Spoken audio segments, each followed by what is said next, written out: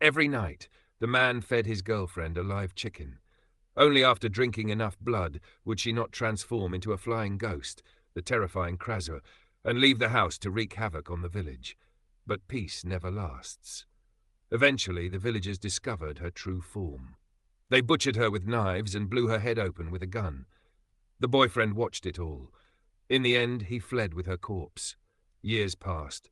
Her father returned to the village with his daughter. Each night she began to float, her neck veins swelling, twitching, bulging. The father could only watch in fear, lock the door, and wait outside.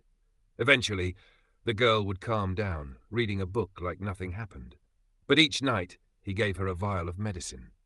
She was a Krasu too, the daughter of a human and a ghost. The drug was the only thing thin and quiet, keeping the monster from waking up. Xiao Chao wandered nearby and came across a quiet church. Inside, he unexpectedly found someone hiding, Xiao Bai. Xiao Bai had albinism and was also the priest's son. Two outcasts, born different. The moment they met, they connected. They soon became inseparable, always playing together. One day, a small bird fell from the sky, injured. They gently picked it up. Then the brat who had hurt it showed up, demanding they hand it over. Xiao Bai stood his ground. Words failed and fists flew.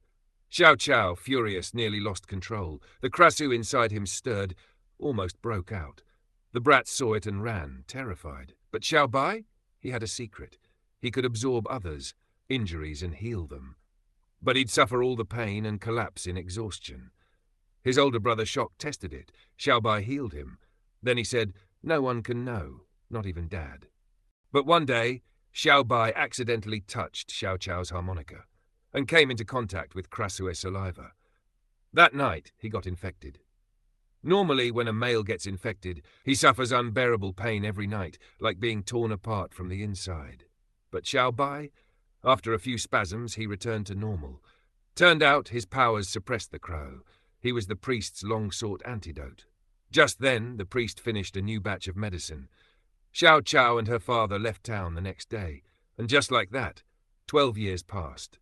For 12 years, the ghost inside her stayed silent, until one night, a floating head shot through the forest, slamming into a deer. Her quiet life was shattered. By morning, Xiao Chao sat on the floor, covered in blood. The bed, the curtains, everything soaked. Her father rushed in. One look and he knew. She had forgotten the medicine. Across the wall from the wealthy businessman hung images of strange, unknown creatures. Soon Arpan received the mission, but this sickly man didn't look like much of a threat. When he heard the word Krasu, his face turned grim. He wasn't normal either. Only a Krahong can kill a Krasu, and Arpan was one. But he hadn't used a Krasu heart in years. His life was fading. This job might be his last shot. He took the payment and accepted the task. Meanwhile, Xiao Chao and her father returned to the priest. The ghost inside her had grown stronger with age. The medicine could no longer contain it. While they were speaking, a pale figure appeared. Xiao Chao followed it into an art studio and found the grown-up Xiao Bai. Their childhood goodbye had never been resolved. Now as adults they met again. He still had the harmonica. That night they ate together, and she stayed. But when darkness came, the ghost returned. The next morning, the priest handed the new medicine to her father, hoping it would suppress the Krasu inside Xiao Chao. But it didn't work. That night, she lost control again, stretching out her blood vessels to tear apart the neighbor's hen. The priest and her father rushed over. One look at the blood-soaked mess, and they knew this was getting worse. Xiao Chao, faced with the wreckage, nearly broke down. At the same time, the people sent to catch her were closing in. They had stopped for a break by the roadside. When Arpan's eyes turned blood red, his body began to convulse. He grabbed his medicine, but this time it failed. He began to change. His teammates noticed something was wrong and went to check. Cut to black. They were slaughtered. Arpan had fully transformed into a monster, and back in town, Xiao Chao had completely lost control. At dawn, the priest, with his sons, rushed to help. The priest handed over his newest medicine, but the father wasn't convinced it would work. To help more directly, the priest moved in with them. That night, the two brothers sat talking. Xiao Bai wanted to use his power to heal Xiao Chao, but his older brother warned him, "Don't use a power you don't fully understand. You could hurt her, or die trying." As night fell, The Krasu inside Xiao Qiao awakened again. She started thrashing, screaming. The priest's new formula was completely useless. Lights flickered wildly throughout the house. Her father and the priest rushed in, trying to calm her. But Xiao Qiao had lost control. She could transform at any second. Xiao Bai and his brother arrived. Xiao Bai slowly approached her. As her blood vessels wrapped around herself, he placed his hands on her head. His power activated. Xiao Qiao calmed.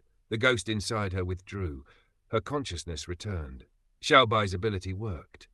But after overusing his power, Xiao Bai collapsed. His body had reached its limit. His older brother rushed over and began first aid. Thankfully, Xiao Bai wasn't dying, just completely drained. The priest, however, looked thrilled. He wanted to extract antibodies from Xiao Bai's blood, to cure Xiao Qiao. His older brother snapped. Furious, the priest cared more about a cure than his own son's life. That's when the truth came out. Xiao Qiao's father was Xiao Yi, the man who once fled with Xiao Mei's corpse. He was infected by her Krasu virus and later passed it to his wife. Their daughter, Xiao Qiao, was born with the curse. Now her outbreaks were getting worse. She was becoming truly dangerous. That night, while the priest prepared a vaccine, Arpan, fully transformed into a Krahong, suddenly appeared. The priest knew him. He tried to talk him down, tried to inject the cure, but he failed. By the time the others arrived, the priest was already dead. Krahong grabbed Xiao Qiao and fled. But it didn't take long. He spread his arms, gliding like a demon through the sky. Their car was forced off the road, so they ran into the woods. Her father slashed his own hand and smeared the blood on himself. It worked. Krahong took the bait. He lunged out of the darkness and tackled the father. The two began to fight viciously. Xiao Qiao sensed danger. The Krasu in her snapped loose again. She took flight toward the scene, but found her father already wounded, barely alive. She thought he'd won. She was wrong. Krahong ripped his heart out. That was it. Xiao Qiao lost the last of her sanity. Krasu and Krahong, natural enemies, clashed. Sky and earth shook, but Krahong was stronger. He tore her blood vessels apart. Xiao Bai tried to help and got grabbed by the throat. To protect her, he burned what strength he had left, crushed Krahong's mind, long enough for Xiao Qiao to strike. A single blood vessel lunge straight through the throat. Krahong died. Xiao Bai, weak but alive, carried Xiao Qiao's severed head back to her body. Xiao Bai turned back into a normal human, but it didn't last. He'd absorbed too much of Krahong. His body couldn't take it. He died, in Xiao Qiao's arms. She had lost him, and her father, and now she was still a Krasu. No one to hurt, but no one left to protect her either.